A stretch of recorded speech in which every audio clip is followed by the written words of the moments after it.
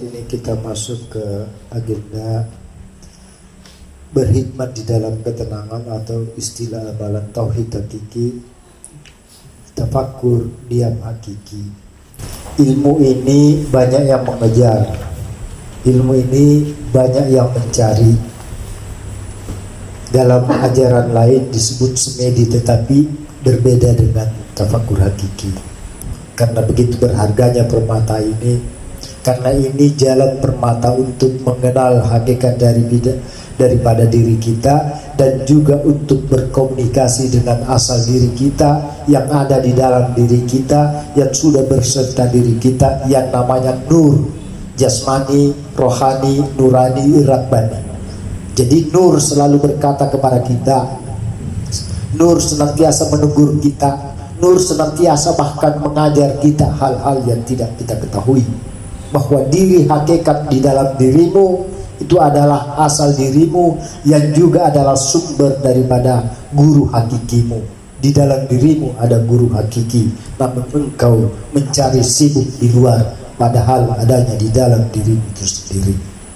Jadi jalan untuk bertafakur hakiki, berhikmat di dalam ketenangan, ketika terjadi berbagai kegoncangan, terjadi perbedaan fatwa di kalangan ulama, maka Rasulullah memerintahkan, mintalah fatwa pada hatimu, sekalipun banyak yang memberimu fatwa.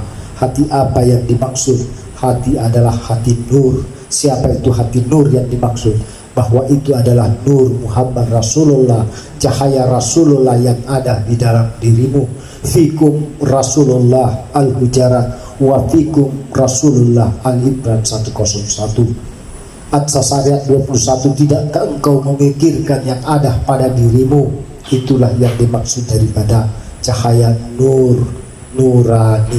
Nurani tak pernah dusta, nurani tak pernah bohong. Cara menghubunginya adalah Assalamualaikum ya Sayyidi ya Rasulullah. Lalu diam tenang dan jangan pernah membalas-balas apapun yang dikatakannya. Itu adabnya. Kalau membalas, dia tidak akan mengajarimu. Kalau masih mengajarimu berulang-ulang tetapi engkau membalas berulang-ulang, maka dia akan tidak pernah lagi akan mengajarimu. Jadi adabnya, ketika kita sudah menyampaikan salam dan salawat, Assalamualaikum ya Sayyidi ya Rasulullah, maka diam di dalam keadaan tenang. Jangan ada muncul di pikiran-pikiran, karena cahaya nur tidak melalui pikiran. Pikiran masih bisa tercemari. Bukan hati di dada, bahwa hati di dada masih yuwaswisufi sudurinas, masih penuh keraguan-raguan. Tetapi ada hati, yaitu hati nur yang ada di tengah-tengah dirimu. Fikum Rasulullah, pada dirimu, di tengah-tengah dirimu ada nur Muhammad Rasulullah.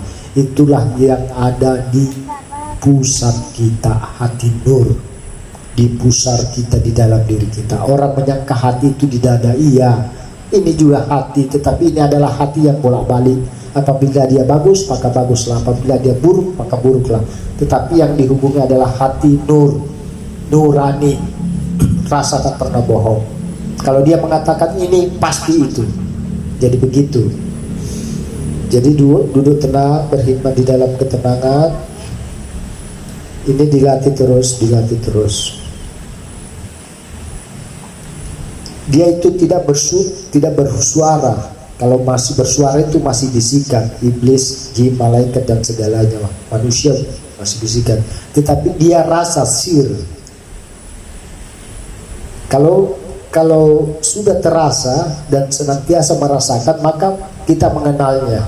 Ibarat kita sudah mencicipi permen, kalau kita sudah mengetahui rasa permen ini seperti ini, maka apapun yang datang, maka kita bisa mengetahui, oh ini bukan bahasa nur, ini bukan bahasa nur, ini bukan bahasa nur.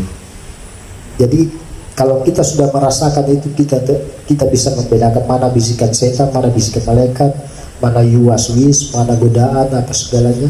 Kita bisa bedakan semua itu.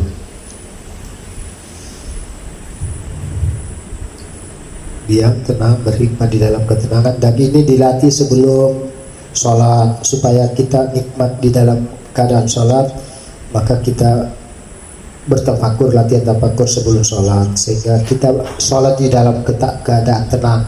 Jadi khusyuk itu bukan memikir-mikirkan, tidak ada orang khusyuk itu memikir-mikirkan atau fokus-fokus, karena Tuhan tidak bisa dipikir, Tuhan bisa dirasa melalui ketenangan. Hai jiwa-jiwa yang tenang, kembalilah kepada Tuhan. Jadi dirasa ketenangan. Setelah kita merasa sudah tenang-tenangnya, salatlah, takbir, Allahu Akbar. Baca dengan dalam keadaan seperti biasa, tetapi jangan dipikir-pikir, tenang aja, lemah lembutkan jasad. Bismillahirrahmanirrahim, alhamdulillahirrahmanirrahim. Jadi rasa, bukan bacaanmu yang dilihat atau bukan apa, tapi rasamu, rasa ketenanganmu pada saat membaca.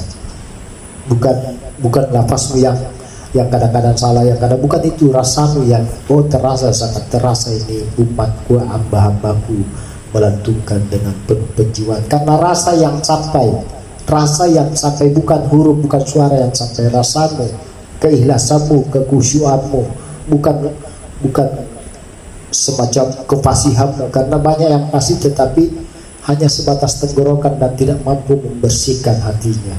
Jadi hati yang tersahir, apakah tersahirnya itu hurufnya, kadang-kadang nahwu sorabnya kacau, itu bukan di situ, tapi rasanya. Karena bagaimanalah orang bisu, bagaimanalah orang yang kalimat-kalimat yang kurang bagus, pasti kalau itu dijadikan tanda, tertolaklah mereka, kasihan mereka itu. Tapi rasa, disitulah keadilan Tuhan, rasa. Jadi dilatih ya. Assalamualaikum ya Sayyidi ya Rasulullah, Allah ya Nabi ya Rasulullah.